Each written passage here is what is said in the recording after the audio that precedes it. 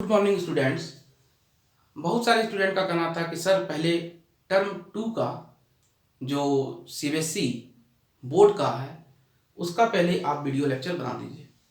तो हम term to जो सीबीएसई बोर्ड का है 10th बोर्ड का उसका ही वीडियो लेक्चर बनाने जा रहे हैं। तो इसमें सबसे पहले भाई चैप्टर क्या है ना। तो चैप्टर को हम लोग को देखना पड़ेगा पहले। ठीक है, हम ज़्यादा समय आपका नहीं गवाएंगे, कम समय में ही बहुत अच्छा से सारी चीज़ों को समझाने का पूरा प्रयास करेंगे। और इसमें थोड़ा सा हम लोग कुछ ज़्यादा भी जानकारी लेंगे, जैसे डीएनए का स्ट्रक्चर हुआ है ना, और माइटोसिस मियोसिस। अगर इसको नहीं जानेंगे तो हमको थोड़ा सा प्रॉब्लम्स हो जाएगा सीखने में। अगर पूरा बढ़िया से सीखना चाहते हैं तो ये दो चीज़ एक्स्ट्रा हम लोग को पढ़ना पड़ेगा, एक डीएनए का पूरा स्ट्रक्चर और एक माइटोसिस और मियोसिस। ठीक है, इसको जब हम लोग पूरा अच्छा से समझ जाएंगे तो पूरा अच्छे से और भी चीज़ें समझ में आएगी। तो सबसे पहले जो सेकेंड टर्म में जो सीबीएसई के 10th बोर्ड में है वो क्या क्या है, हम लोग पूरा बेसिक से लेके अपलिफ्ट तक पढ़ेंगे और अच्छे ढंग से पढ़ते जाइएगा। पूरा एकदम आपको जितने भी न्यूमेरिकल्स होंगे, जितने भी प्रॉब्लम्स होंगे, तुरंत बन जाएगा। सिर्फ टोटल वीडियो लेक्चर कंटिन्यूस वे में देखना है। ठीक है, तो देखिएगा सबसे पहला जो चैप्टर है वो है हेरिडिटी एंड वेरिएशन।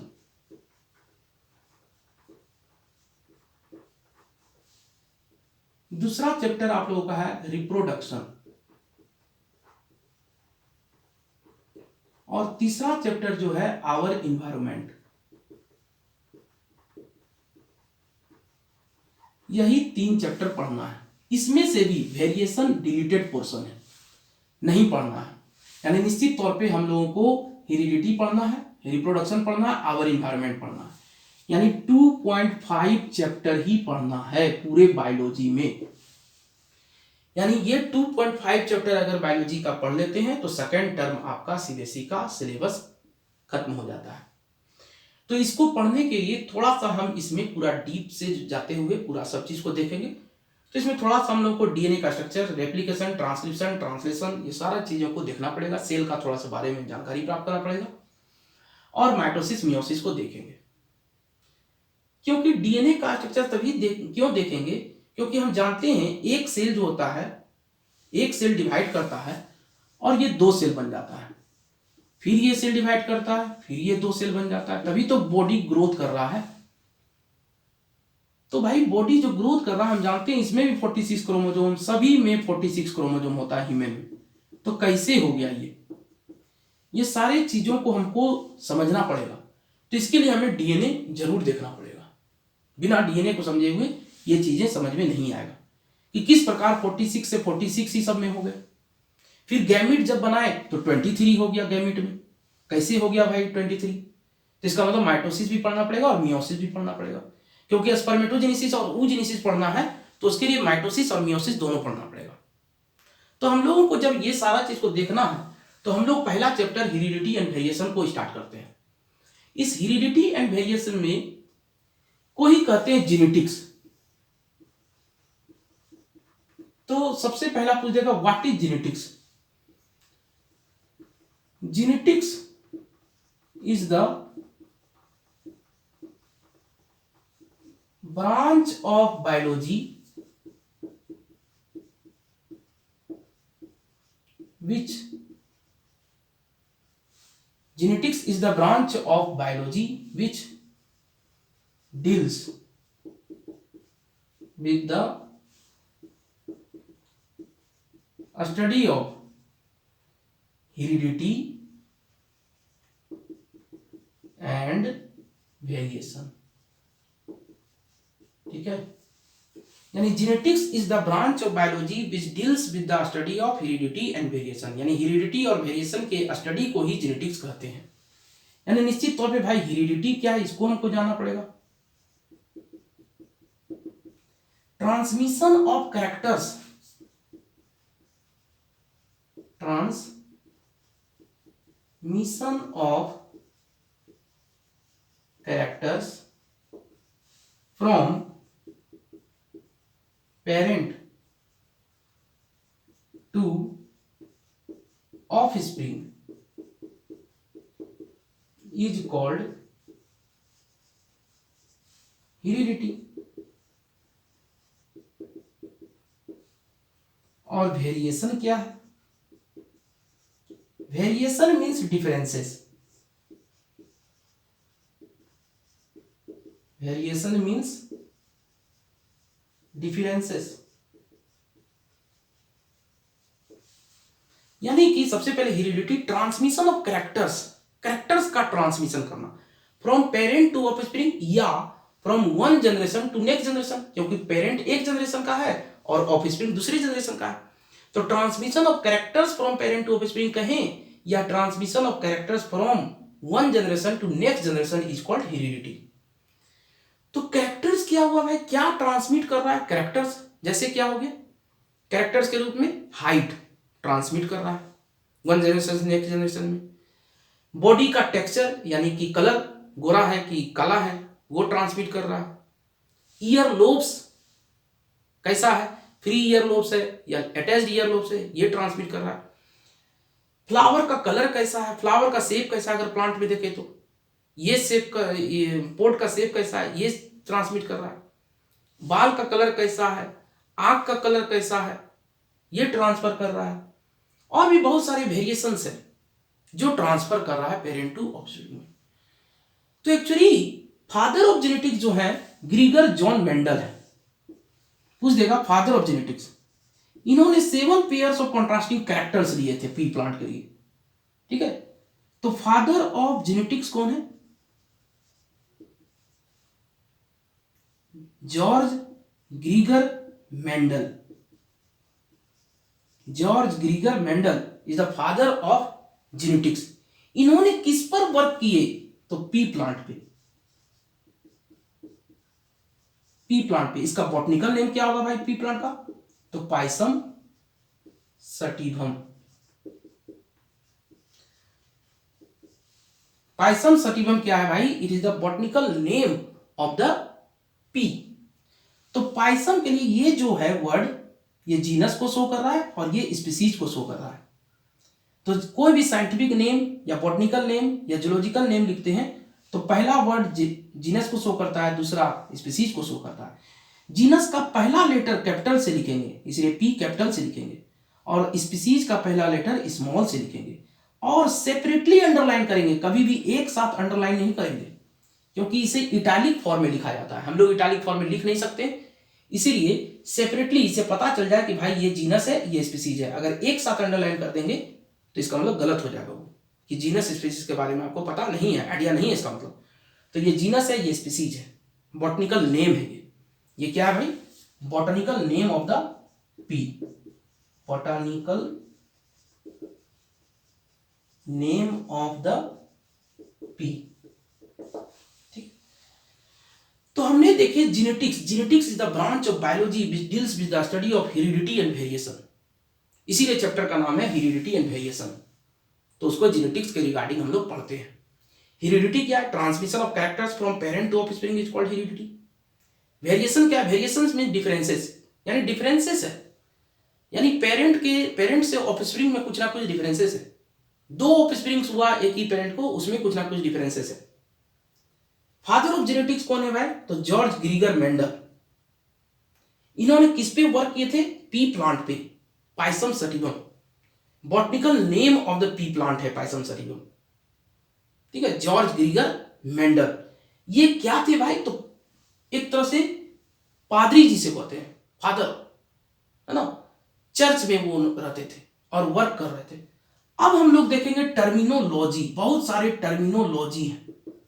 इस टर्मिनोलॉजी को हम लोग पहले समझेंगे और तब उसी जेनेटिक्स को उससे कवर अप करते चले जाएंगे। जैसे टर्मिनोलॉजी क्या होगा कि भाई जीन क्या है, जीनोटाइप क्या है, फिनोटाइप क्या है, एलील क्या है, ट्रेट क्या है, F1 जनरेशन क्या है, F2 जनरेशन क्या है, हेट्रोजाइगस क्या है, होमोजाइगस क्या है ना, एलिलोमॉर्फ क्या है, जीन लोकस क्या है।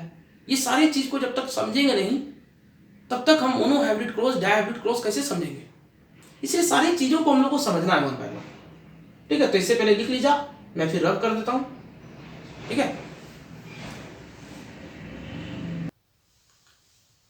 टर्मिनोलॉजी। तो हेरिडिटी में हम लोग देख रहे थे character. Phenotypic property of the individual is called character, यानी कि फिनोटिपिक प्रॉपर्टी, फिनोटिपिक प्रॉपर्टी किसको कहेंगे भाई? फिनोटिपिक प्रॉपर्टी किसे कहेंगे? पर ये बताइए, जो दिख रहा है उसी को कहेंगे फिनोटाइप। ठीक है, जो दिख रहा है प्रॉपर्टी उसी को कहेंगे फिनोटाइप।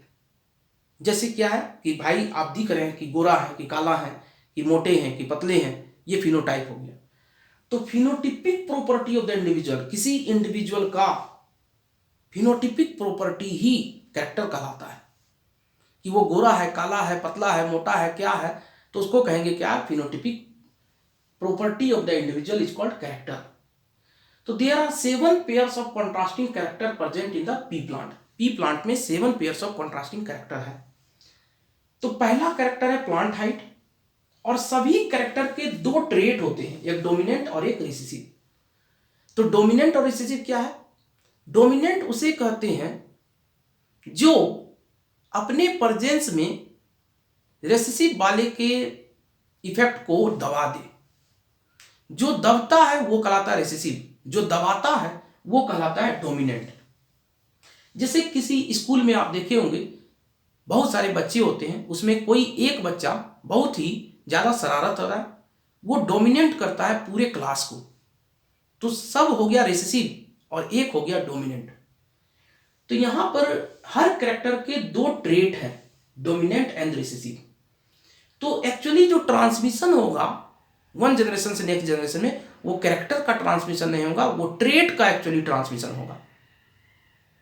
क्योंकि हम किसी भी ऑर्गेनिज्म को चाहे न तो लंबा कर सकते हैं, चाहे न तो नाटा कर सकते हैं। कभी भी ऐसा नहीं कर सकते ये लंबा भी है, नाटा भी है, ये काला भी है, गोरा भी है, ये राउंड भी है, रिंकल भी है, ऐसा नहीं कर सकते हैं। ये चाहे न तो काला है, चाहे न तो व्हाइट है, चाहे न तो लंबा है, चाहे न तो शॉर्ट है, यही कर सकते हैं। तो इसका मतलब ट्रेट ट्रांसमिट कर रहा है, एक्चुअली कैरेक्टर ट्रांसमिट नहीं कर रहा है। तो हर कैरेक्टर के 2 ट्रेट होते हैं, एक डोमिनेंट और एक रिसेसिव। तो यहां पर 7 pairs of contrasting character P plant में है। वो क्या है भाई? तो प्लांट का हाइट जो देखने में लगा वो टॉल था और ड्वार्फ था। अगर हमने बाय द वे एक फील्ड में बहुत ज्यादा पी प्लांट लगाए हैं, वहां पर अगर डोमिनेंस यानी सबसे ज्यादा क्या है, तो हम देख पा रहे हैं कि टॉल प्लांट ज्यादा है और ड्वार्फ क्या है? कम है। यानी टॉल जो है इस प्रकार से हम देख रहे हैं, बाय द वे टॉल ये हम कर दिए, ये टॉल ज्यादा, ड्वार्फ के लिए ये हाइट दे दिए। जब भी हम ये टॉल कर दिए, ये ड्वार्फ कर दिए, राउंड हो गया, यानी इस प्रकार का round. Seed shape, seed shape मतलब छोला खाए होंगे आपने, जो पीला वाला होता है उसको कहते हैं सीड। उसका शेप कैसा होगा? राउंड। या रिंकल भी देखे होंगे आपने, 1 kg अगर पीला वाला मटर खरीदिएगा जिसे छोला बनता है, उसमें ज्यादातर ऐसा होगा, बहुत ही कम ऐसा होगा। जो ज्यादा हो वही डोमिनेंट है, जो कम हो वो क्या है? मेनली रिसेसिव कहला रहा है। ऐसे याद करने का तरीका बनाइए। सीड का कलर, आप जो छोला करते हैं उसमें ज्यादातर येलो कलर का होता है, लेकिन कुछ कुछ ग्रीन भी निकलता है। 1 किलो का लीजिएगा तो उसमें 2-4 दाना ग्रीन भी निकल जाता है, ठीक है, मटर में। फ्लावर का पोजीशन एक्सियल, एक्सियल मतलब कहते हैं यहां से अगर 2 ब्रांच है, ये ब्रांच है और इस ब्रांच से फ्लावर हो जाए, अगर यहां से फ्लावर निकले, ज्यादातर ब्रांच 2 ब्रांच के बीच से ही फ्लावर निकलता है, तो ये हो गया डोमिनेंट। और बहुत ही कम टर्मिनल से निकले, टर्मिनल मतलब ऊपर से ऐसे निकले फ्लावर, तो ये हो गया टर्मिनल। वायलेट, ज्यादातर वायलेट कलर का होता है फ्लावर, बहुत ही कम व्हाइट कलर का होता है। पोड करते हैं मटर छीमी, आप देखे होंगे, तो फुल यानी ऐसे वाला जो आप देखे होंगे, इस प्रकार से फुल हो गया, मतलब पूरा दाना भरा हुआ रहता है, या इन्फ्लेटेड करते हैं इसे। और कंस्ट्रिक्टेड होता है इस प्रकार से, जिसमें कि पिल्लू वगैरह रहता है, कभी कदार निकल जाता है, ऐसा ऐसा रहता है, कैसे कह दिए? कंस्ट्रिक्टेड, ठीक है। पोड का कलर यानी छेमी का कलर ज्यादातर ग्रीन होता है, बहुत ही कम येलो होता है। अब क्या होता है, इसको यानी प्लांट हाइट 7 है, टॉल और डार्क है, राउंड और रिंकल है, येलो ग्रीन है, एक्सियल टर्मिनल है, वायलेट व्हाइट है, फुल इन्फ्लेटेड है, कंस्ट्रिक्टेड ग्रीन है, येलो है। तो इसको लिखते हैं कैपिटल टी से डिनोट करते हैं टॉल को। जब भी लिखेंगे 2, 1 टी नहीं लिखेंगे, क्योंकि हम जानते हैं किसी भी ऑर्गेनिजम्स में हाफ ऑफ द क्रोमोजोम आता है मेल से और हाफ ऑफ द क्रोमोजोम आता है फीमेल से। यानी हम लोग कोई भी ऑर्गेनिजम्स है तो आधा क्रोमोजोम यानी 23 क्रोमोजोम मदर से आया, तो 23 क्रोमोजोम फादर से आया, तभी हम लोगों में क्या 46 क्रोमोजोम प्रत्येक सेल में है, प्रत्येक बॉडी के सेल में, सिर्फ गैमेट को छोड़ करके। तो यहां पर क्या है कि ये भी सेल कोई सेल में होगा तो कैपिटल टी एक मदर से आया होगा तो एक फादर से, इसके भी मदर और फादर होंगे, कहने का मतलब। और इसमें जो रेसेसिव होगा इसको हम डिनोट करेंगे स्मॉल टी से, कभी भी कैपिटल स्मॉल डी से नहीं कर दीजिएगा। अगर इसका ले लिया कैपिटल तो इसी का स्मॉल लेंगे, ये राउंड है तो इसका कैपिटल लेंगे आर, तो इसका डब्ल्यू नहीं, इसका स्मॉल आर से डिनोट करेंगे। इसे कैपिटल वाई से डिनोट करेंगे तो इसे स्मॉल वाई से डिनोट करेंगे। इसे कैपिटल ए से डिनोट करेंगे तो इसे स्मॉल ए से डिनोट करेंगे। इसे कैपिटल वी से डिनोट करेंगे तो इसे स्मॉल वी से डिनोट करेंगे। इसे चाहे तो एफ से चाहे आई से डिनोट करेंगे, हम एफ से डिनोट करेंगे, कैपिटल एफ से, तो इसे स्मॉल एफ से डिनोट करेंगे। इसे कैपिटल जी से डिनोट करेंगे तो इसे स्मॉल जी से डिनोट करेंगे, ठीक है। ये स्मॉल एफ है, स्मॉल एफ, ठीक है। ये कैपिटल एफ, यहाँ कैपिटल जी, यहाँ स्मॉल जी, ये हमने देखे। इसका जरूरत हम लोग को न्यूमेरिकल्स जब बनाएंगे मोनोहाइब्रिड क्रॉस डायहाइब्रिड क्रॉस तो वहां जरूरत पड़ेगा। तो इसलिए आप इसे एकदम याद करें, ये आता है कि 7 पेयर्स ऑफ कॉन्ट्रास्टिंग कैरेक्टर लिखिए, बहुत ही इजी है। यहां पर फंसिएगा भाई कहां पर, सीड कलर और पोड कलर में। देखिए उल्टा हो गया, सीड कलर यहां येलो है डोमिनेंट और ग्रीन है रिसेसिव, पोड कलर यहां डोमिनेंट ग्रीन है और यहां येलो है रिसेसिव। इसको याद करने का तरीका क्या है, तो पोड छीमी को याद रखिए, छीमी क्या होता है ग्रीन ज्यादातर, और सीड के लिए याद रखिए आप क्या भाई, तो जो छोला बनता है वो उसका कलर येलो होता है ज्यादातर, ग्रीन बहुत कम होता है। या आप पीजी से याद करिए, post graduate, post graduate PG, यानी पोड से जी क्या है डोमिनेंट, और जो बच गया वो इसमें चला जाएगा। मतलब याद करने का एक तरीका है कि कैसे याद रखेंगे। अब अरे why Mendel choose the pea plant, बहुत बार पी प्लांट आ रहा है भाई, तो मेंडल ने पी प्लांट को ही क्यों चूज किए अपने एक्सपेरिमेंट में, ऐसा भी क्वेश्चन आ जाता है। तो ये एकदम आते रहता है क्वेश्चन, याद करिए इसे, बहुत ही सिंपल है, कुछ नहीं। अभी देख रहे हैं कि 7 pairs of contrasting character P plant में मिल रहा है भाई, यानी वेरियस कॉन्ट्रास्टिंग कैरेक्टर प्रेजेंट है। P flower normally remains closed होता है, जो पी का फ्लावर होता है वो हमेशा क्लोज रहता है, जिसके कारण ज्यादातर सेल्फ पॉलिनेशन होगा। लेकिन मैनुअली क्रॉस पोलिनेशन भी करते हैं, मैनुअली, है ना, यानी कि आर्टिफिशियली क्रॉस पोलिनेशन भी किया जा सकता है। It is an annual plant with short life span, मतलब कि यह एनुअल प्लांट है और इसका लाइफ स्पेन जो इस प्लांट है इसका शॉर्ट लाइफ स्पेन है। बाइसेक्सुअल है, बाइसेक्सुअल कहें या हर्माफ्रोडाइट कहें या हर्मेफ्रोडाइट भी कह सकते हैं या मोनोसियस भी कह सकते हैं, एक ही चीज है। यानी इसको याद करने के लिए एमबीएच हम लोग याद करते हैं, एम से मोनोसियस, बाइसेक्सुअल और हर्माफ्रोडाइट। मतलब कि एक ही ऑर्गेनिजम्स में अगर मेल सेक्स ऑर्गन भी हो और फीमेल सेक्स ऑर्गन भी हो, है ना, अगर एक ही ऑर्गेनिजम्स में मेल सेक्स ऑर्गन भी हो फीमेल सेक्स ऑर्गन भी हो तो उसे मोनोसियस या बाइसेक्सुअल या हर्माफ्रोडाइट करेंगे। जैसे चाइना रोज, चाइना रोज में भी एंड्रोसियम भी है यानी मेल सेक्स ऑर्गन भी है और गानेसियम भी है, फीमेल सेक्स ऑर्गन भी है। जैसे अगर अर्थवर्म हो गया, टेप वर्म हो गया, है ना, ये बाइसेक्सुअल है। और एक होता है डीयू, डीयू मतलब डायोसियस और यूनिसेक्सुअल है, यानी दिल्ली यूनिवर्सिटी से याद कर रखिए, यूनिसेक्सुअल, डायोसियस या यूनिसेक्सुअल। तो हम लोग जैसे डायोसियस है या यूनिसेक्सुअल है यानी सेपरेट है, मेल और फीमेल क्या है सेपरेट है ना, एक्सटर्नली विजिबल है, यानी कि सेक्सुअली डायमॉर्फिज्म शो कर रहा है। सेक्सुअली डायमॉर्फिज्म मतलब जो एक्सटर्नली मेल और फीमेल को हम लोग डिस्टिंग्विश कर सकते हैं, ये मेल है ये फीमेल है, तो उसी को होते हैं सेक्सुअली डायमॉर्फिज्म। हम लोग क्या है डायोसियस है या यूनिसेक्सुअल है। और ये जो प्लांट है पी प्लांट वो बाइसेक्सुअल है, यहां डायोसियस नहीं है, ठीक है, ये हम लोग अपना है, ठीक है।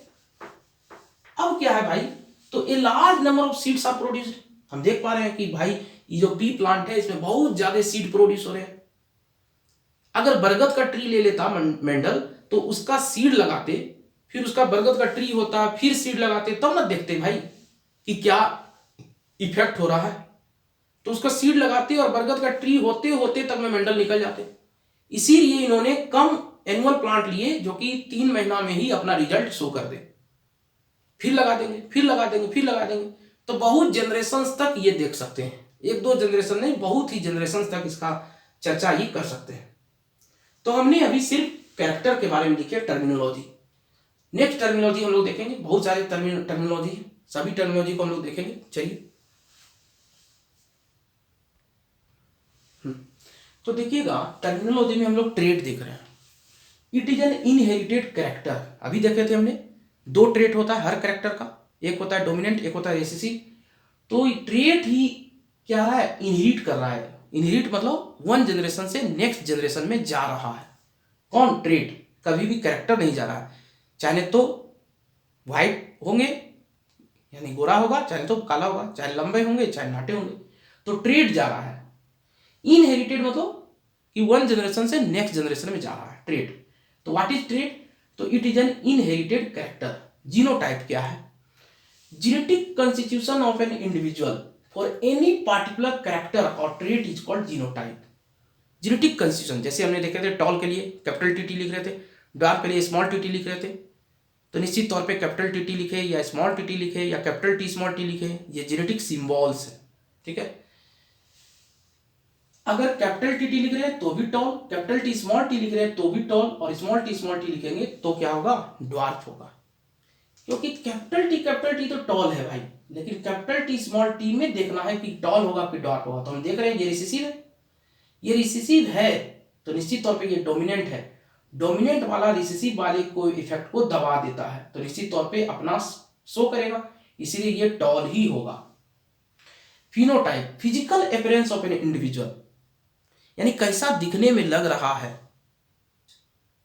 ना, उसे कहेंगे फिनोटाइप। फिजिकल अपीयरेंस यानी morphology, physical appearance of an individual for any particular trait is called phenotype. Any particular trait का क्या फिजिकल अपीयरेंस है। जैसे कोई ट्रेट है, टॉल हो सकता है या डार्क हो सकता है, ये फिजिकल अपीयरेंस है। The phenotype of an individual depends upon the genotype, यानी फिनोटाइप जो है डिपेंड कर रहा है जीनोटाइप पे, लेकिन जीनोटाइप फिनोटाइप पे डिपेंड नहीं करेगा। फिनोटाइप है जो डिपेंड करेगा जीनोटाइप पे, एकदम करेगा भाई फिनोटाइप। क्योंकि जीनोटाइप अगर कैपिटल टी है तो ये फिनोटाइप क्या हो जाएगा? टॉल हो जाएगा। अगर स्मॉल टी है तो फिनोटाइप क्या हो जाएगा? डार्क हो जाएगा। अगर कैपिटल टी स्मॉल टी है तो भी टॉल हो जाएगा। यानी फिनोटाइप जो है डिपेंड कर रहा है, the phenotype of individual depends upon the genotype, लेकिन जीनोटाइप फिनोटाइप पे डिपेंड नहीं कर रहा है। यानी कैपिटल टी है और कैपिटल टी स्मॉल टी भी है, दोनों है, दोनों के लिए एक ही बात दे रहे हैं, टॉल। इसका निश्चित तौर पे फिनोटाइप पे डिपेंड नहीं कर रहा है। ठीक है, कौन? जीनोटाइप।